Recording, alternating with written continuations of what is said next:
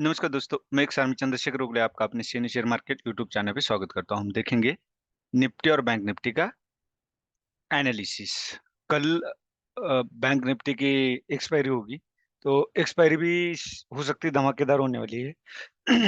Market कल भी बहुत बड़ा गैप डाउन क्लोज हुआ। आज देखा जाए तो आज भी निगेटिव क्लोजिंग हुआ है। दोनों दिन लगातार बे- अ, जिसको बोल सकते हैं बियर्स का मार्केट में प्रेशर रहा है। मार्केट गिरने की वजह जो बोलते हैं कि अमेरिका में रिसेशन का कुछ न्यूज आ रही है।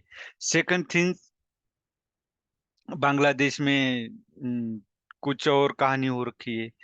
थर्ड थिंग्स है कि जापान का येन, लेकिन जापान का जो 37 साल में जो गिरावट आई थी पहली बार, वो आज रिकवरी भी उतनी आई। कल 12.5% गिरावट थी, आज 10% की रिकवरी जापान के मार्केट में आई है। मतलब हमारे मार्केट में कोई ज्यादा गड़बड़ी नहीं है। एफआई अगर कल तक का डाटा देखोगे, आज का डाटा अभी तक आया नहीं है, तो एफआई की टोटल 3 दिन की सेलिंग जो है वो 11,294, और हमारी डीआई की बाइंग अगर देखोगे 11,784 करोड़ की है। तो अभी भी पॉजिटिव बाइंग है। आज की पता चलेगा कि क्या बाइंग और सेलिंग का क्या डिफरेंस है, या दोनों ने सेलिंग की है। लेकिन अब क्रूड ऑयल अगर देखोगे, सपोर्ट पे ट्रेड कर रहा है। यहाँ पे देखो क्रूड ऑयल सपोर्ट पे ट्रेड कर रहा है। अगर यहाँ से क्रूड ऑयल ब्रेक होता है तो यहाँ भी एक डाउनसाइड रैली देखने को मिल सकती है, तो भी मार्केट को थोड़ा सा खतरा हो सकता है। अगर गोल्ड देखते हैं हम, तो गोल्ड में भी अगर आप यहाँ निगेटिव,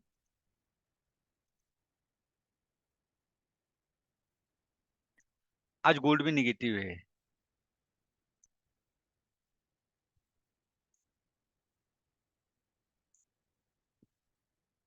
यहाँ देख सकते हो गोल्ड भी आज नेगेटिव है, लेकिन गोल्ड का जो सपोर्ट है 67,67,500 का। अगर यहाँ तक आता है, अब ये डब्ल्यू पैटर्न बना के भी अपसाइड जा सकता है वन डे में। मार्केट में हमेशा जब तक डब्ल्यू पैटर्न नहीं बनता या यम पैटर्न नहीं बनता, तब तक ना मार्केट गिरता है और ना ही मार्केट अपसाइड जाता है, यह याद रखिए। और कोई सडन फॉल तभी आ सकता है जब कोई न्यूज हो सकती है, उसको बोलते हैं सेंटिमेंटल मूव। अब निफ्टी में यहाँ देख सकते हैं, इसको हम डिलीट कर देंगे। ये बहुत बड़ा गैप है, इस गैप को भी फिल कर सकती है। मुझे आज लगा था आज फिल होगा, लेकिन आज ऐसे हुआ नहीं है, तो पता नहीं ये कब फिल होगा। लेकिन ये कैंडल क्या बोलती है, ये भी बेयरिश कैंडल थी, और ये भी बेयरिश कैंडल है। मार्केट ने सवेरे गैप अप ओपनिंग दिया था, लेकिन सेलर्स की एंट्री हुई और दिन भर मार्केट को प्रेशर में ही रखा, और क्लोजिंग भी नेगेटिव दी है। तो इससे हमें ये पता चलता है कि अभी भी सेलर्स का मार्केट में प्रेशर है। अब कल का जब मार्केट 24,350 ब्रेक करके अप साइड जाता है, तो थोड़ा सा प्रेशर हल्का हो सकता है। लेकिन मेरा मानना है 24,350 के आसपास अगर यहाँ कोई डबल टॉप बनता है, तो आप सेलिंग साइड दोबारा जा सकते हो। अब अगर हम हार्मोनिक हार्मोनिक पैटर्न का यूज करते हैं, तो हमें क्या देखने को मिलता है। यहाँ पे हम यहाँ से हार्मोनिक पैटर्न का इस्तेमाल करते हैं, तो ये 5 तो टारगेट हमारा आएगा। टारगेट क्या आता है, 23,430 का। अब सेम हम दो टारगेट यहाँ नजर आते हैं। एक तो ये हो गया, सेकंड हमें ये नजर आता है, यहाँ से हम ये वाला, अगर ये बॉटम बनता है तो की बात है। यहाँ से 886 का अगर हम टारगेट रखते हैं, 886 का टारगेट क्यों रखेंगे, क्योंकि यहाँ पे 0.5 है, तो यहाँ पे आएगा बैड पैटर्न। और बैड पैटर्न के अनुसार यहाँ हो सकता है कि गैप फिल हो जाए, फिर मार्केट यहाँ से नीचे आ सकता है। कुछ भी हो सकता है मार्केट में। हमारे पास अभी 2-3 पैटर्न खुले हैं, तो उसमें से कुछ भी हो सकता है। हमें हर पैटर्न को ट्रेड करने के लिए तैयार रहना चाहिए। लेकिन बाइंग का मैं यही बताऊंगा, जब तक डब्ल्यू पैटर्न, मतलब आवरली में या डेली में, अभी भी मार्केट में जो निगेटिविटी है वो जब तक एफआईडीआई की बाइंग जोरदार नहीं होगी तब तक जाएगी नहीं। ये देखो इस तरह से मार्केट अब यहाँ आया, अगर यहाँ से ऊपर जाता है, ये जो प्रीवियस स्विंग हाई था इसको ब्रेक करने के बाद अप साइड जा करके फिर यहाँ से एक रिटेस्ट करके फिर अप साइड जा सकता है। इस तरह से मार्केट अप साइड जा सकता है। जब तक इस तरह का पैटर्न आवरली में और डेली में नहीं बनता, आवरली या डेली दोनों में से एक, तब तक आपने बाय साइड नहीं जाना है। अब ट्रेड कहाँ पे बनता था? ट्रेड निफ्टी ने दिन में शुरू में ही दिया था, वही ट्रेड था। स्टॉप लॉस छोटा था, यहाँ डबल बॉटम डबल टॉप था। तो यहाँ पे भी अगर आप देखोगे तो ये जो ग्रेवस्टोन डोजी थी, इसने बताया था यहाँ सेलर्स आ चुके हैं।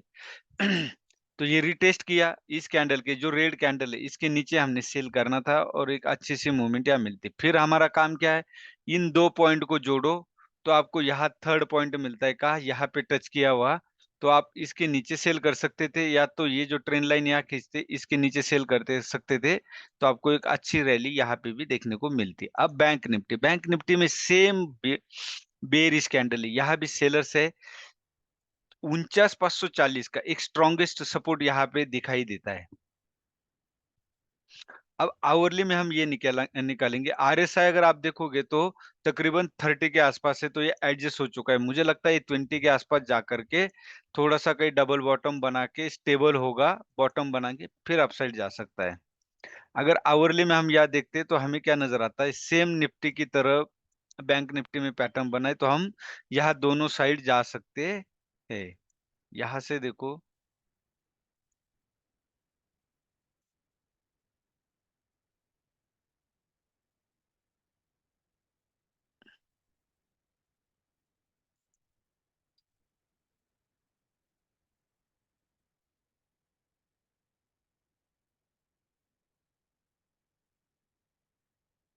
तो यहाँ पे भी मुझे सपोर्ट जो नजर आ रहा है वो है 48,700 का। ये एक सपोर्ट का काम कर सकता है। अब सेकंड हमें क्या आता है, एबीसीडी पैटर्न। एबीसीडी पैटर्न के अनुसार अगर हम यहाँ देखते हैं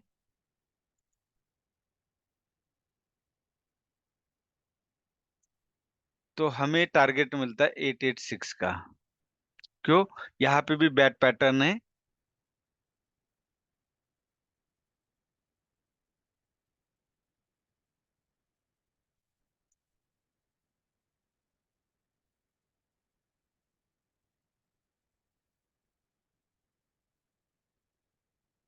ये एक टारगेट यहाँ पे नजर आता है। तो मैंने जो निफ्टी में बताया उसी तरह मार्केट अगर आप साइड जाना हो तो डब्ल्यू पैटर्न रिटेस्ट और देना आगे। अब यहाँ पे मार्केट हमें दोनों साइड ट्रेड करने के लिए तैयार रहना चाहिए। अब 5 मिनट में हम देखेंगे कि ट्रेड कहाँ पे बनता था। बहुत ही सिंपल है, अगर आप इंतजार करोगे तो आपको सही ट्रेड मिलेगा। सही ट्रेड मुझे एक तो यहाँ पे था, क्योंकि मार्केट हिस्ट्री रिपीट करता है, यहाँ ऑलरेडी सेलर्स का एरिया था। तो आप इस कैंडल के नीचे सेल कर सकते थे, या तो सवेरे सवेरे गामा बहुत हाई रहता है तो शांत रहिए। इस कैंडल के नीचे यहाँ क्या था, ये हैमर कैंडल थी, बायर्स और सेलर्स का इक्वल फोर्स। तो आप इस कैंडल के नीचे 50,340 के नीचे आप सेल कर सकते थे। या तो सेकंडली आप इस कैंडल पे ये देखो, एक पैटर्न मेरा फेवरेट है। क्यों? यहाँ से बार बार सपोर्ट ले रहा था, 1 2 3 4 पे आप ब्रेक किया, एक ग्रीन कैंडल दी, मतलब जिसको बोलते हैं रिटेस्ट किया, और फिर ये हैमर कैंडल, इसके नीचे सेल, इसके ऊपर स्टॉप लॉस था। तो हमें यहाँ भी एक अच्छा मूवमेंट देखने को मिलता। इसी तरह ट्रेडिंग करनी होती है। तो यही था। अब बाइंग के लिए, बाइंग अगर आपको अभी बाइंग कब करनी चाहिए, सबसे बड़ा सवाल ये होगा कि बाइंग कब करनी चाहिए और मार्केट में कब तक रुकना चाहिए। तो मैंने आपको बता दिया, जब तक डब्ल्यू पैटर्न नहीं बनता, बॉटम हासिल नहीं करता, तब तक हम फ्रेश बाइंग से थोड़ा सा दूर रहना चाहिए।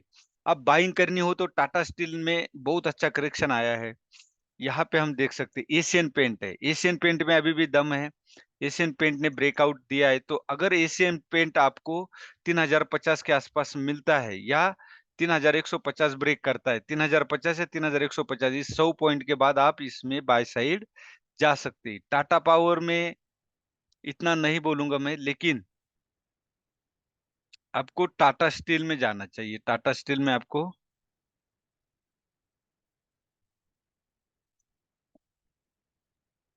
ये देखिए, टाटा स्टील बिल्कुल सपोर्ट के पास आया हुआ है। एक अच्छी खासी गिरावट टाटा स्टील में देखने को मिली है, तो वो है,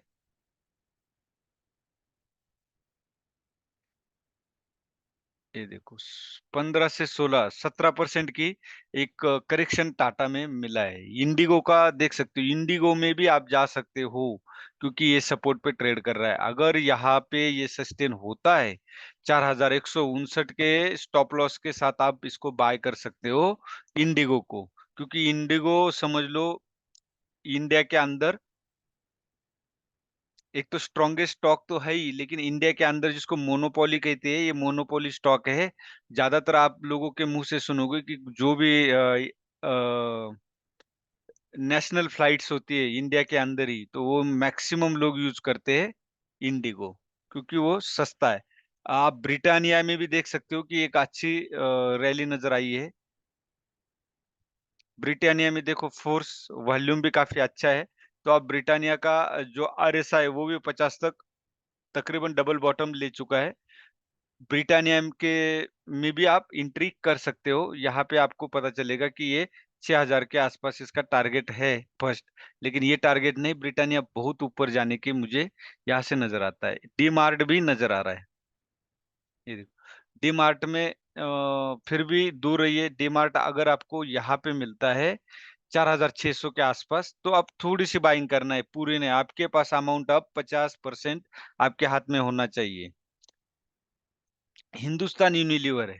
हिंदुस्तान यूनिलीवर में आप देख सकते हो किस तरह से पाएंगे। अगर ये 2800 ब्रेक करता है, तो एक अच्छी खासी रैली इसमें हिंदुस्तान यूनिलीवर में नजर आई, क्योंकि ये स्ट्रॉन्गेस्ट, अपने अपने एरिया के स्ट्रॉन्गेस्ट स्टॉक जो है, वो मैं बता रहा हूँ। अब जो रैली अभी तक हुई थी, वो मैक्सिमम स्टॉक चल चुके हैं। लेकिन अब जो स्टॉक आपको चुनना है, वो फंडामेंटली स्ट्रांग हो, टेक्निकली उसमें एंट्री करने का समय हो।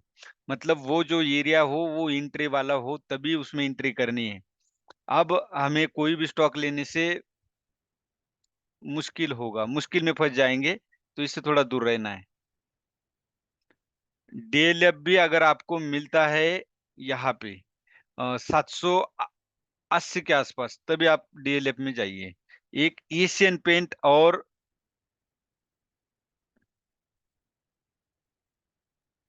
ये है टाटा स्टील। टाटा स्टील मैंने आपको दिखा दिया। एशियन पेंट, एशियन पेंट में मुझे एक दमखम नजर आता है। आप देखो, अभी भी वो गिरने को तैयार नहीं। सॉरी, ये भी मैंने दिखा दिया आपको, एशियन पेंट। तो इस तरह आपको स्ट्रॉन्गेस्ट स्टॉक ढूंढने हैं। हाँ, एक जियो फाइनेंस, जियो फाइनेंस में आप जा सकते हो। जियो फाइनेंस, ये देखो, जियो फाइनेंस कहाँ पे आया हुआ है, बिल्कुल सपोर्ट पे आया हुआ है। तो आप इस पे बाय कर सकते हो। यहाँ पे बाइंग पूरी नहीं करनी, थोड़ी थोड़ी करनी, क्योंकि अभी ये रैली कब तक चलेगी ये पता नहीं है। बस यही है आज के लिए। आपको वीडियो, होप कि आपको ढेर सारी चीजें क्लियर हुई होंगी कि ज्यादातर मार्केट पे डिपेंड नहीं रहना है, न्यूज पे डिपेंड नहीं रहना है। तो कुछ एनालिसिस आपको कैंडल भी बता देती है, टेक्निकल चार्ट भी आपको मैक्सिमम